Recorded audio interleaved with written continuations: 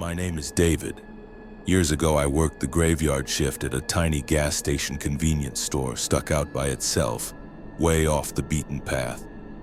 This was before every place had cameras watching every corner. Security existed, sure, but it wasn't the priority it is now. The owner was cheap and the job was laughably simple. The hardest part of the whole thing was dealing with him. The owner had the memory of a goldfish, and we'd have the same argument over and over like it was new each time. But that's beside the point. On most nights it was just me, from 11 at night until 7 in the morning. Traffic was minimal. The fluorescent lights hummed and gave the place that dead, washed-out feel that makes the hours blur together. I was leaning against the counter with a magazine, trying to keep boredom from lulling me to sleep, when the front door chimed and I jumped. The store was otherwise silent. That buzzing light was the only background noise I could hear. Then the guy walked in. He was tall, 30-something maybe, dark-skinned, muscular enough to be intimidating. At first I thought he might be an ex-player or someone who'd once been athletic. But the thing that stopped me cold was how he was covered in red. There was a huge sloppy splash across his chest and streaks along his arms and face. It looked more like a cartoonish amount of blood than anything real, and that made my brain take its sweet time processing what I was seeing. For a few seconds I was paralyzed, staring because it didn't fit into any experience I had. And his eyes. That's the thing I keep coming back to. They were empty, hollow, like there was nothing behind them. He walked in as if he was strolling into a store at 2 a.m. like any other night, calm, somewhere between bored and casual. He didn't look like he understood he was dripping red. I stared and I couldn't look away. Every time I tried to focus on something else, my gaze snapped back to him. He noticed me staring. Of course he did. He smiled, this lazy, entirely inappropriate smile, and said, "Calm as anything, don't worry, it's not my blood." As if that should be reassuring. My brain immediately lit up with every danger alarm it had. Murderer, injured person, someone dangerous. I pictured all the terrible possibilities. That he'd just killed someone, that he'd hurt me, that he'd do it right there. I freaked out internally. But the survival part of me kicked in hard. I forced a nod like he'd made a normal comment about the weather and buried my face back in the magazine. I watched him wander the aisles like nothing was wrong. He grabbed a couple of items, came up to the register, paid in cash, and left like the whole thing was perfectly ordinary. For a moment I thought it was over. The car engine in the lot had barely faded when I grabbed the phone and called 911. I was shaky and rushed through what I'd seen, trying to describe the guy as best I could.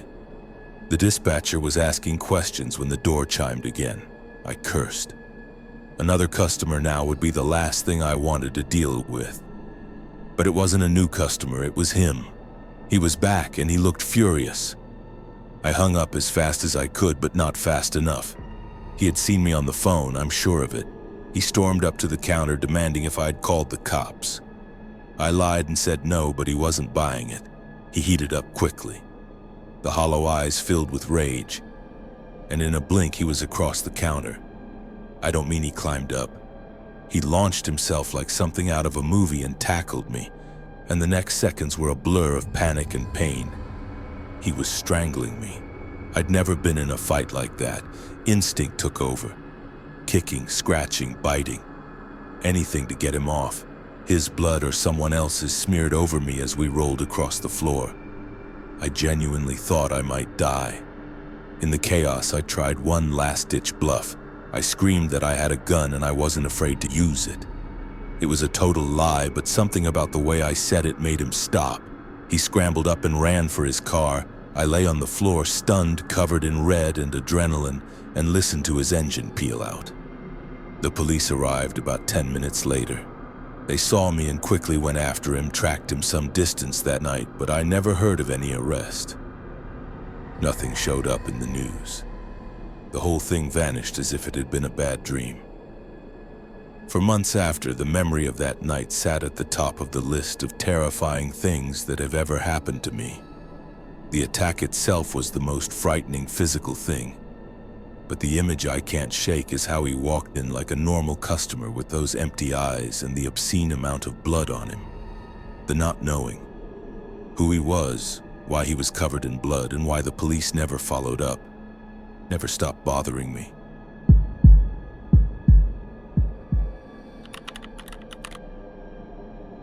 A few months after the night I was attacked at the gas station, I was still working there. Looking back, staying was probably a terrible decision, but I needed the paycheck. Part of me also convinced itself that what happened was some bizarre, one-time nightmare that would never repeat itself. I wanted to believe that kind of thing couldn't happen twice. I was wrong. It was another late-night shift that felt almost identical to the first incident. I was alone, fighting off boredom, flipping through magazines and listening to the dull hum of the overhead lights. The store was quiet enough that every small sound felt exaggerated. Then the door chimed and someone walked in. The first thing that caught my attention was how out of place he looked. He was wearing a suit. Not just any suit, but one that looked extremely expensive. It was dark gray, perfectly fitted, the kind of suit you'd expect to see at a corporate event or high-end wedding. Seeing someone dressed like that walk into a lonely gas station after midnight felt wrong. People just didn't do that. I tried to rationalize it. Maybe he was leaving an event. Maybe he got lost. But something about him made me uneasy. He didn't browse the aisles or even glance around the store. Instead, he walked straight to the counter. He didn't greet me or acknowledge me in any normal way. Without saying a word, he reached into his jacket and pulled out a photograph. He slid it across the counter toward me. I stared at it, confused at first, but the confusion quickly turned into shock. The photograph showed the same man who had attacked me months earlier, the one covered in blood. The image wasn't crystal clear, but I knew it was him. I felt my stomach drop. I tried to hide my reaction, but I don't think I did a very good job. I kept my eyes locked on the photo because I could feel the man in the suit watching my face carefully, like he was analyzing every twitch and blink. He stayed silent for an uncomfortable amount of time. When I finally looked up, he was staring directly at me with cold, unreadable eyes. The silence stretched longer than it should have. Then he spoke in a rough, gravelly voice that sounded like he'd spent years smoking. "Have you ever seen this man before?" Every instinct inside me screamed to deny it. I didn't know why, but something about him felt dangerous in a completely different way than the first man. The first man was chaotic, violent, unpredictable. This one felt controlled and calculating. I told him no, that I had never seen the person in the photo before. He didn't respond right away. He just stared at me, almost like he was trying to peel away my lie layer by layer. The longer he stared, the less confident I felt in my answer, but I forced myself to remain calm and steady. Eventually, after what felt like an eternity, he picked up the photograph and turned toward the door. Relief washed over me. I thought the strange encounter was finished. But just before he left, he stopped. He slowly turned back toward me and said, "I know you're lying." Then he walked out. I stood there frozen, trying to make sense of what had just happened. My mind raced with questions. Who was he? How did he know about the first man? Was he a detective or someone connected to a criminal organization? If he were law enforcement, I figured he would have identified himself. The fact that he didn't made everything feel worse. For a while, nothing else happened. I tried convincing myself that it was just another strange moment and that I was safe.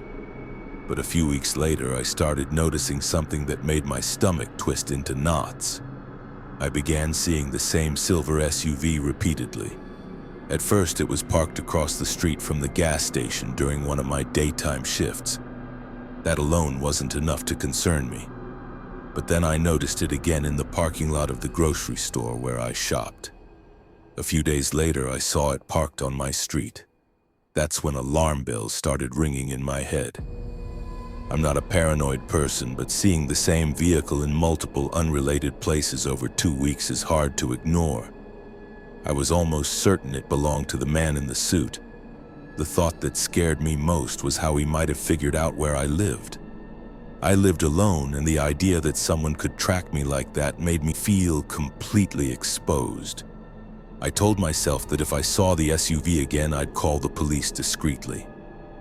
But instead of taking action, I chose to ignore it, hoping it would just go away. That turned out to be a huge mistake. About 3 weeks after the man in the suit first showed up at the store, I woke up suddenly in the middle of the night to the sound of shattering glass. My adrenaline spiked instantly.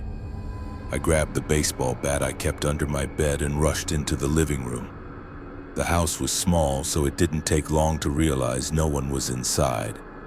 But something had definitely happened. In the middle of my living room floor, surrounded by broken glass from the window, sat a rock. It was plain, about the size of a fist. There was no note attached, no message written on it. But I understood the message perfectly.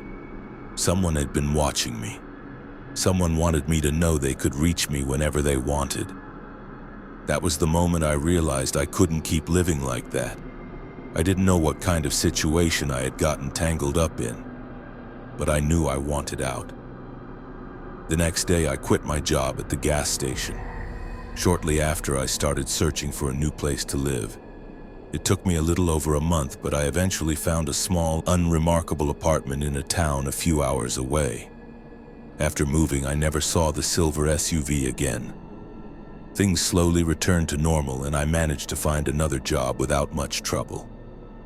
About a year later, I moved again, this time to another state entirely, just to put even more distance between me and whatever nightmare I'd stepped into. Even now, years later, I still think about those events. The first incident nearly cost me my life, but the second one unsettles me even more. I never found out why the man in the suit targeted me. The only explanation I could ever come up with was that he believed I had some connection to the blood-covered man, maybe that I knew where he was or was helping him in some way. Whatever the truth was, I'll probably never know. And honestly, I'm not sure I want to.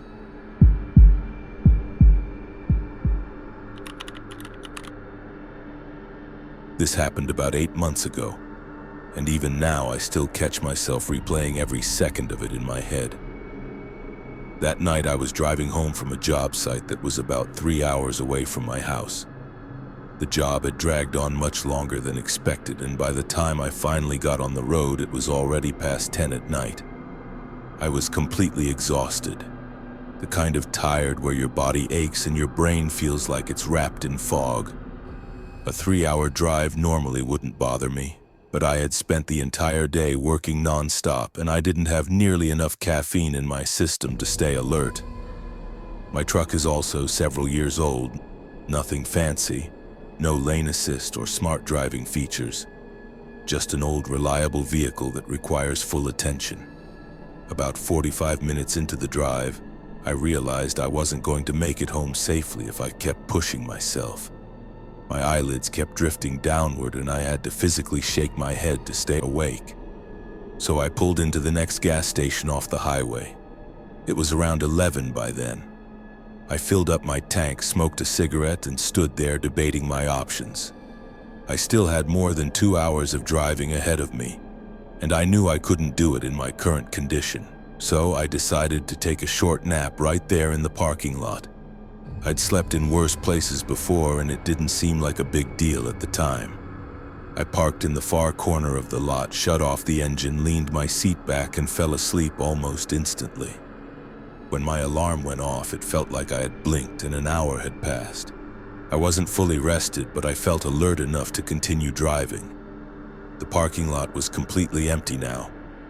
When I first arrived, there had been at least 2 other cars, but they were gone. Without thinking much about it, I started my truck and pulled back onto the highway.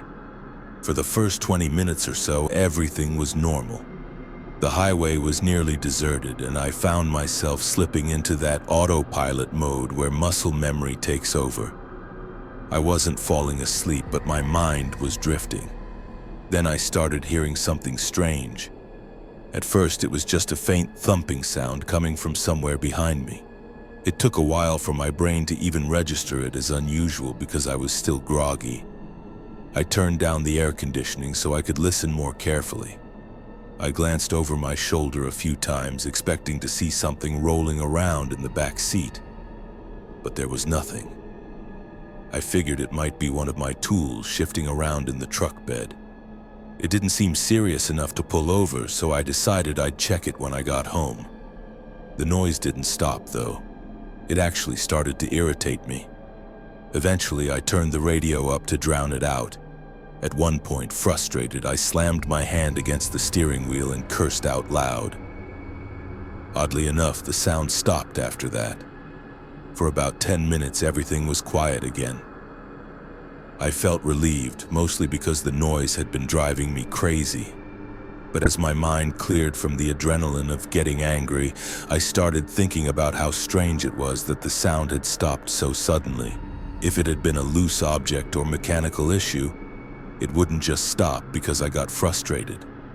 I was still thinking about that when, without warning, I heard a loud, violent crack from directly behind me. It wasn't a normal sound. It sounded like something had slammed hard against glass. My heart jumped into my throat. I turned around, and what I saw nearly made me lose control of the truck. There was a person standing in the truck bed.